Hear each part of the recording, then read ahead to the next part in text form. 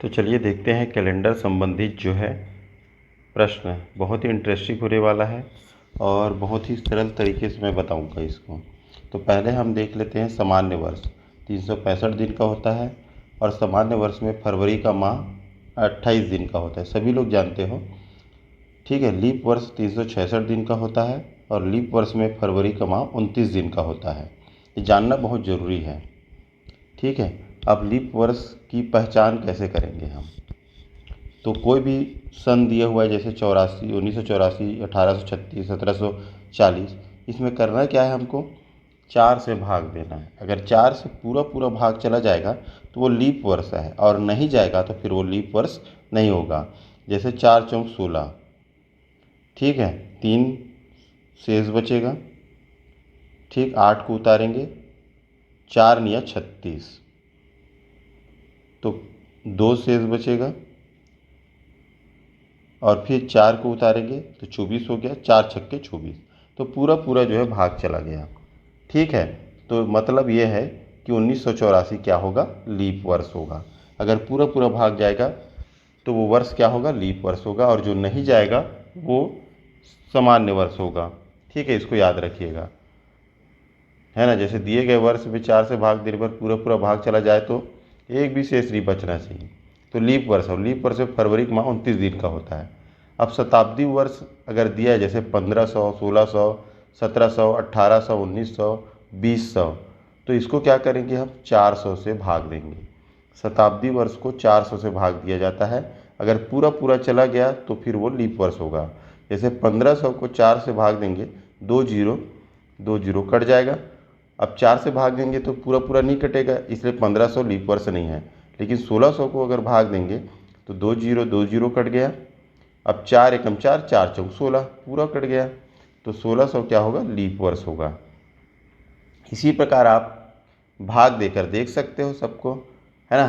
तो शताब्दी वर्ष को 400 से भाग देना है, और ऐसी कोई वर्ष दिया जाएगा जैसे 1984, 1936, 1728, इस तरीके से उसको 4 से भाग देंगे।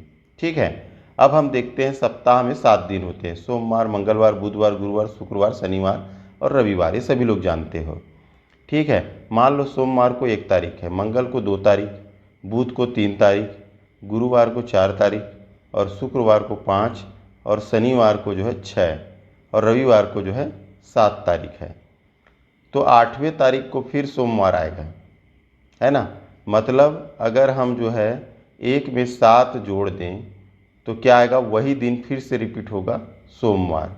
उसी प्रकार हम 8 में 7 जोड़ दें तो 15 तारीख को फिर सोमवार होगा, और फिर 7 जोड़ दें तो 22 तारीख को फिर सोमवार।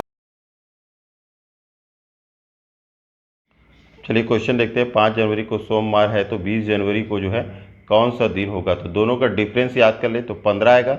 अब 15 को 7 से भाग देंगे तो 2 बार में जाएगा, 7 दूनी 14, एक शेषफल बचेगा। तो एक शेषफल बचेगा मतलब एक दिन हमको आगे बढ़ाना है। तो जो सोमवार था तो एक दिन आगे बढ़ाएंगे तो क्या हो जाएगा? मंगलवार।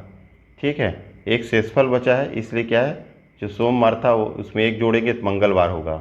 ठीक, इसी प्रकार देखते हैं अगला क्वेश्चन। 3 फरवरी को शुक्रवार था तो 27 फरवरी को कौन सा दिन होगा? तो दोनों का डिफरेंस याद कर लो, 27 और 3 घटा दो तो कितना आ गया? 24। अब 24 को 7 से भाग देंगे तो 7 तिया 21, शेषफल कितना बचा? 3। मतलब 3 दिन हमको आगे करना है। शुक्रवार में 3 दिन जोड़ दो तो क्या आ जाएगा? शनिवार, रविवार, सोमवार आएगा आंसर। ठीक है, इसी प्रकार से जो है, हाँ अब इसको ध्यान से देखिए। सामान्य वर्ष 365 दिन का होता है।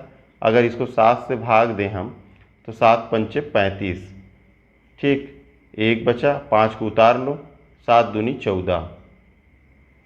ठीक है, तो कितना बच गया? 1। तो शेषफल कितना आया? 1।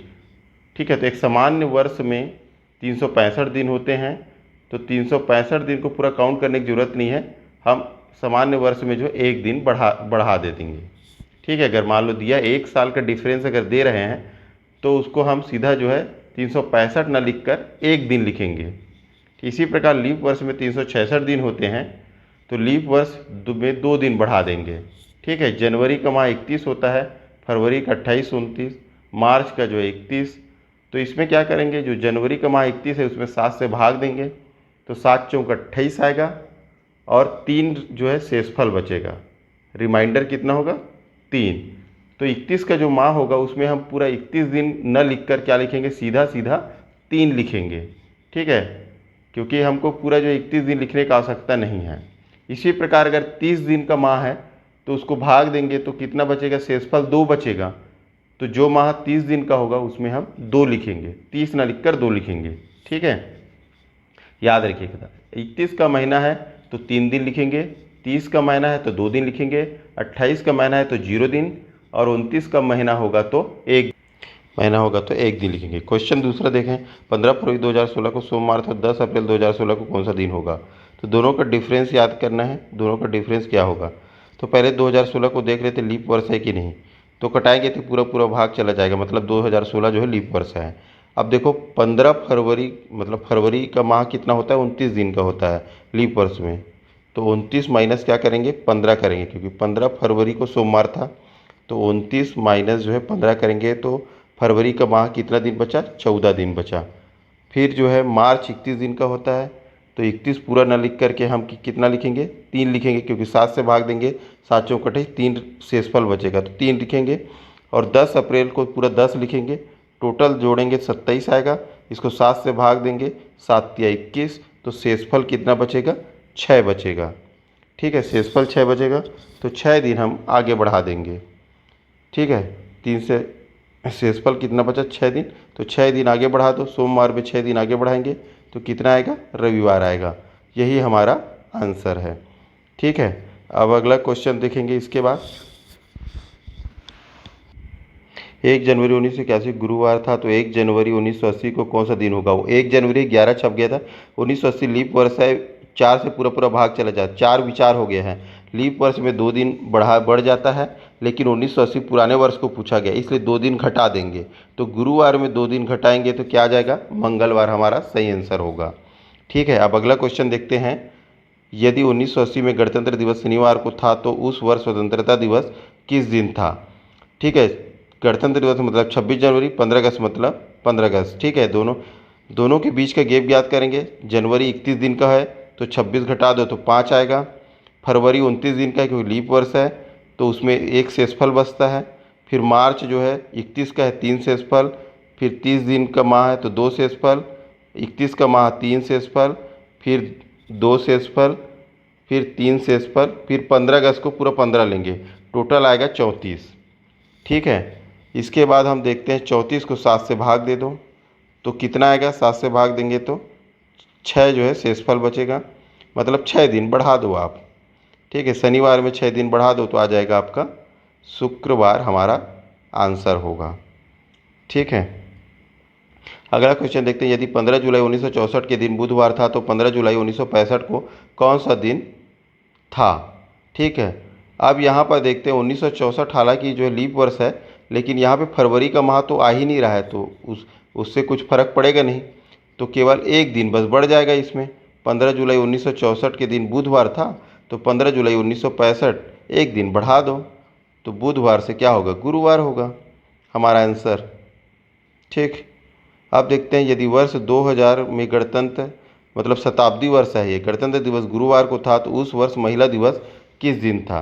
तो 26 जनवरी गणतंत्र दिवस, महिला दिवस मतलब 8 मार्च। ठीक है, 400 से भाग देंगे तो पूरा चला जाएगा, मतलब ये लीप वर्ष है। तो कुल दिन अगर देखें तो जनवरी का माह 31 का होता है तो 26 घटाएंगे तो 5 बचेगा। फरवरी का माह 29 का होता है, ठीक है, तो 1 शेषफल बचेगा तो 1 लिखेंगे। और मार्च में 8 मार्च को पूरा लिखेंगे। अब जोड़ दें तो 8 5 13 14, 7 से भाग देंगे तो पूरा कट जाएगा, 1 भी शेषफल नहीं बचेगा, मतलब गुरुवार में 0 दिन जोड़ दो, 0 दिन मतलब गुरुवार का गुरुवार आएगा हमारा आंसर। ठीक, अब क्वेश्चन नंबर 6वां। यदि किसी लीप वर्ष में अगस्त की 28 तारीख को रविवार हो तो जुलाई माह की 28 तारीख को कौन सा दिन था। तो पहले जुलाई को लिख लेंगे क्योंकि जुलाई माह पहले आता है, और उसके बाद अगस्त को लिखेंगे। दोनों के बीच का डिफरेंस ज्ञात करेंगे। जुलाई 31 माह का होता है तो 31 में 28 घटाएंगे तो कितना बचेगा, 3 शेषफल बचेगा। ये हो गया जुलाई का। अगस्त का पूरा 28 लेंगे और जोड़ दो तो कितना हो गया, 31 31 में 7 से भाग दे दो तो कितना बचेगा शेषफल, 3 शेषफल बचेगा।